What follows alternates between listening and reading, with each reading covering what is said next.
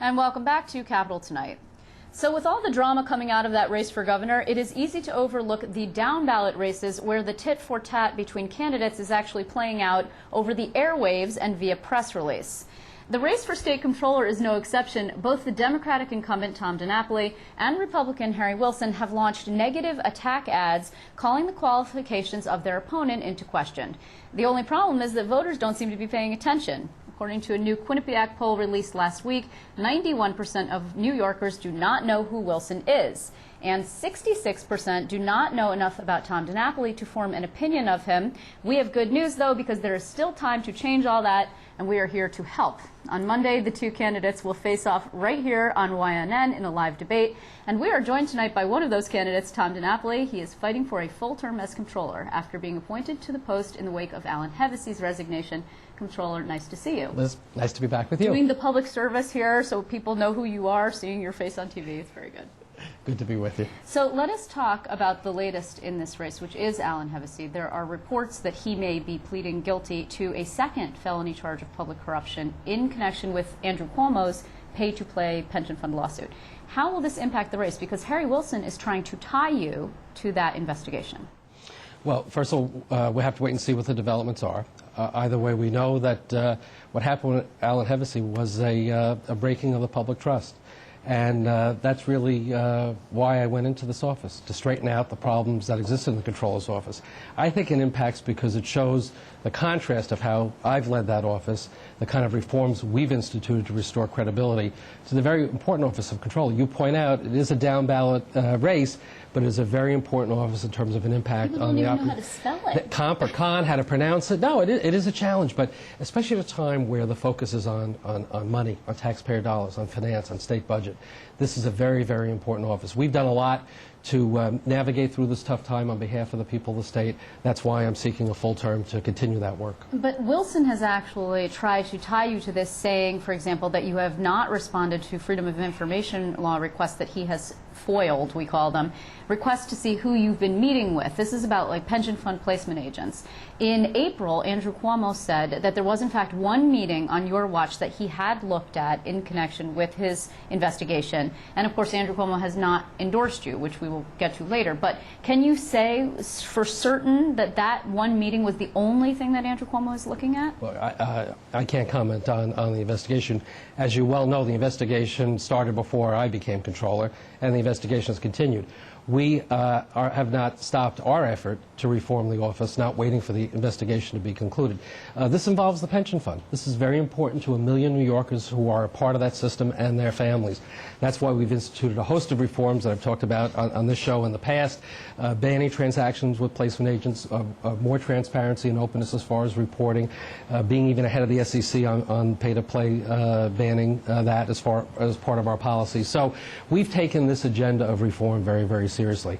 The Attorney General is doing his job, we're doing our job, and I'm confident that the pension fund is managed in the appropriate way, and I'm very proud of the track record that I've put in place with my team to reform the system in a positive way. But why not actually release then the meetings? I mean, why not say, okay, publicly, here's every single person I have met with? We always respond to. There was just an article that your colleague Ken Lovett had in the paper this past week. Well, that was subsequent to a FOIL request for schedule. Request by your opponent? If they make an appropriate request for schedule, as we do with anybody that does a FOIL, that information is available. Well, he says that he actually did. Well, he says a lot of things that aren't true, and that happens to be one of them as well. So wait, just to reiterate now, you're saying that he did not request that information through a FOIL request from your office? I am not the FOIL officer for the agency. My understanding is the request was a hugely broad request, one that was not reasonable in terms of identifying what was being looked for.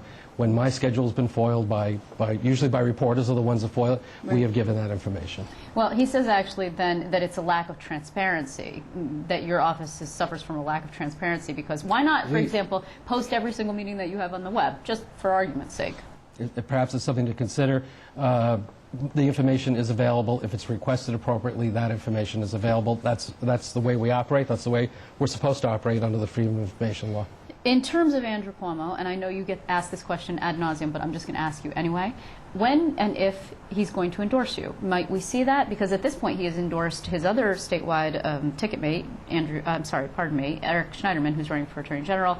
He didn't do that until after the primary. Do you think there will be an endorsement? Because he says, well, I'm investigating the office, so it's not appropriate for me to endorse. I think that's probably a better question for you to ask him. I am a part of the Democratic ticket. I was nominated at the same convention. I'm proud to be on the ticket. I'm proud to support that ticket. The endorsement I'm most interested in is the one from the voters of the state of New York that's going to happen on November 2nd. I'm confident it's going to be a good year for Democrats and that our ticket is the right ticket to lead our state into the future, starting with Andrew Cuomo and certainly with Bob Duffy for Lieutenant Governor, Eric Schneiderman now for Attorney General, our two great senators, Gillibrand and Schumer. It's a strong ticket, and it's a ticket that's about moving our state ahead in the right direction. When was the last time you spoke to Andrew Cuomo? I can't give you an exact date and time, but obviously we're colleagues in government. We have opportunities to speak, and we're both on the campaign trail. So, I mean, do you want his endorsement? Have you asked for it? I'm on the ticket. I am on the ticket, and as you recall, I think you were at the convention. You were very unanimously much nominated and enthusiastically supported by the Democratic Party in the state of New York, and no primary as well in a state with a lot of people who are interested in government. No primary, so I'm proud to be a part of the team, and this team is going to lead the state forward. You know, another issue that has come up in this whole campaign, and there's not that much left, actually, amazingly, is the question of independence. Now, your opponent, Harry Wilson, has suggested that you are not sufficiently independent from Assembly Speaker Sheldon Silver, who, of course, you owe this job to, arguably. You were put there by your former colleagues. Well, it's an argument that I don't buy. You know, first of all, there was a very involved process, as you recall, when there was a vacancy in the office, and rank-and-file legislators had to vote on it. And if you remember the votes, there were not enough votes from the Democratic Assembly for me to win this office. The only way that I won this office was by getting support from the Republican side of the aisle. Not all, but many Republican senators, Republican Assembly members, people who'd worked with me for a long time, were part of that bipartisan support that enabled me to become controller. It was not one person. It was not one vote. It was 150 votes, way in excess of the minimum required.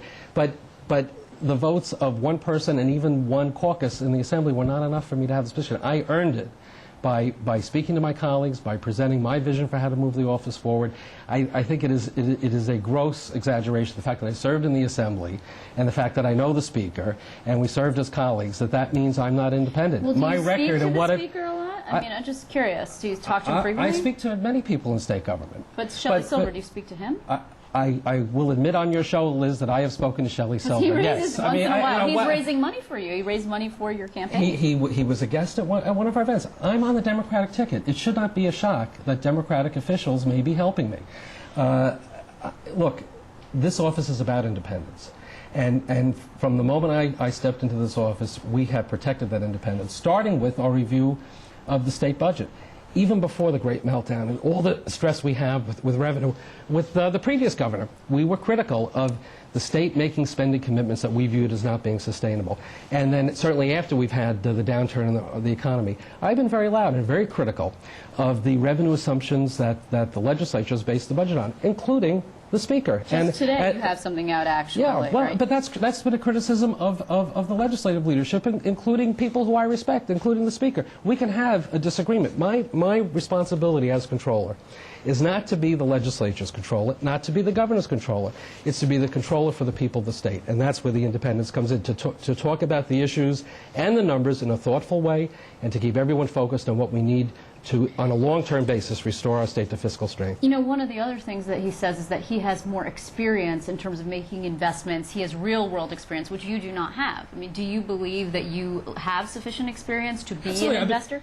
I've been doing the job. You've been doing the job. I've been doing the job. And as the New York Post has reported, he was forced out of his last job.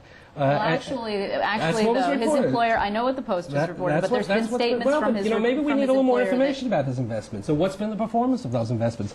The Performance Art Fund has been there. It's been clear. And New York, even going through the very difficult fiscal climate we had, very tough investment climate with the meltdown that happened in 08, 09, we're still recognized as the best funded state pension plan in the country. Pew Center for Research said it, the governing magazine said it.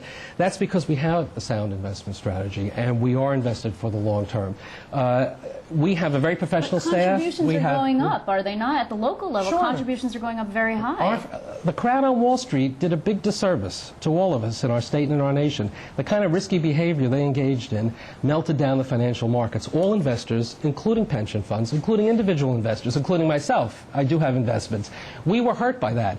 And you know what? Harry Wilson is part of that crowd. He was a hedge fund manager. He started at Goldman Sachs. He is immersed there. He's of, by, and for Wall Street. You know what?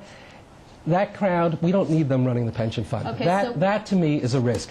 You need someone like myself who's a trustee, who's looking out for the interests of those public workers who depend on the strength of this fund and is managing the fund in a way that protects it from an integrity point of view and maximizes investment return. But when you say, what does this come down to actually now is, which one do voters hate more, Wall Street or Albany? You come from Albany. You spent 2 decades, is that right? 18 years, something around those lines, in the Assembly. And you have Harry Wilson, who is coming from Wall Street. Neither of these areas are something that voters want. Now, wait, hold on. I just want to say that this race has taken a very negative tone. I just want to play briefly a clip of this attack ad that Harry Wilson has out. Let's take a listen. Albany politicians chose one of their own for state comptroller, Tom DiNapoli, 23 years in Albany. Voted to raise taxes over 200 times. Voted to increase state debt by billions. When asked, DiNapoli said, "I wouldn't say I would regret voting for any of them." Albany's choice, Tom DiNapoli. More taxes, Okay, so do more you debt. regret? I mean, have you thought better of that? Do you regret voting for all those budgets that raise taxes? I was elected to represent my community 11 times. I've not been afraid to go before the voters. And my advocacy for my community in Nassau County is one that my constituents always had confidence in. And especially being part of the majority, you have to be part of a decision-making process to move the state forward. We're not in the past. We're in the year 2010 now. And we have to recognize the fact that we have a restructured economy in our state.